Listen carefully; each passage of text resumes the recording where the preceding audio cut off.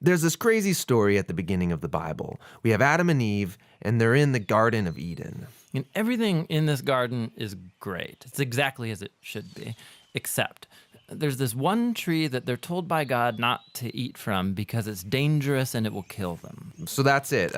Avoid this fruit tree and we're fine. Right, it seems pretty simple.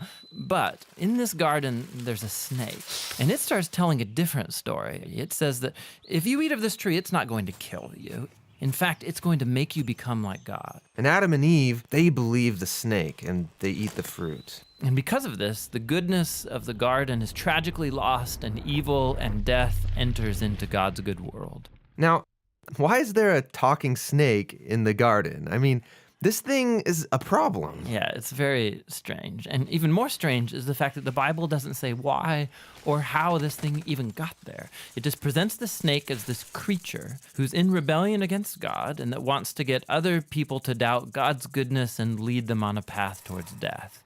And so whatever this snake is, it's the source of evil that pervades our world and our lives, even still today. But there is some hope because right here in the story, God makes this really interesting promise to Adam and Eve. That someone is going to come in the future, a son of Eve. And this guy's going to come and he's going to crush the serpent's head and destroy evil at its source. However, during this battle, the serpent is going to bite this guy's heel. So it's like a mutual destruction. Yeah, it's this very strange but beautiful promise. And it's just left hanging there until the next key moment in the story when God singles out this guy named Abraham and says that through his family, goodness and blessing is going to be restored back to all of the nations of the world. And as we follow this family, we get to one of Abraham's great-grandsons, this guy named Judah. And he receives this promise that a king is going to come from his line and that the whole world's going to follow this king and he's going to bring peace and harmony and there'll be lots of food and wine and milk and vineyards and it's going to be awesome. The first king that we meet from the line of Judah is a guy named King David. And he's a hero. Maybe he is the snake crusher. But it turns out that David is infected with the same evil as the rest of humanity. He never crushes the snake, just the opposite.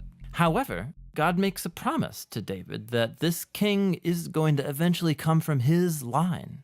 But as you go on in the story, one by one, each generation of his sons, they're just total chumps. They give in to the snake, they choose evil, they go after money and sex and power and following other gods. Things get so bad that they run the nation of Israel right into the ground, and the big bad empire of Babylon just takes them out. And so now there are no more kings to even fulfill this promise. So it seems like the whole plan is lost. But during these dark days, there's this crazy group of guys called prophets, and they just kept talking about this coming king and reminding us of the promise that he'll come, he'll defeat evil, he'll restore the garden. Now, one specific prophet, Isaiah, he tells us more about why this king is bitten. Isaiah says that the promised king receives this wound because of humanity's evil, and then it kills him. But then all of a sudden he comes back, and Isaiah says it's because he suffered this wound that he can now become a source of healing to other people.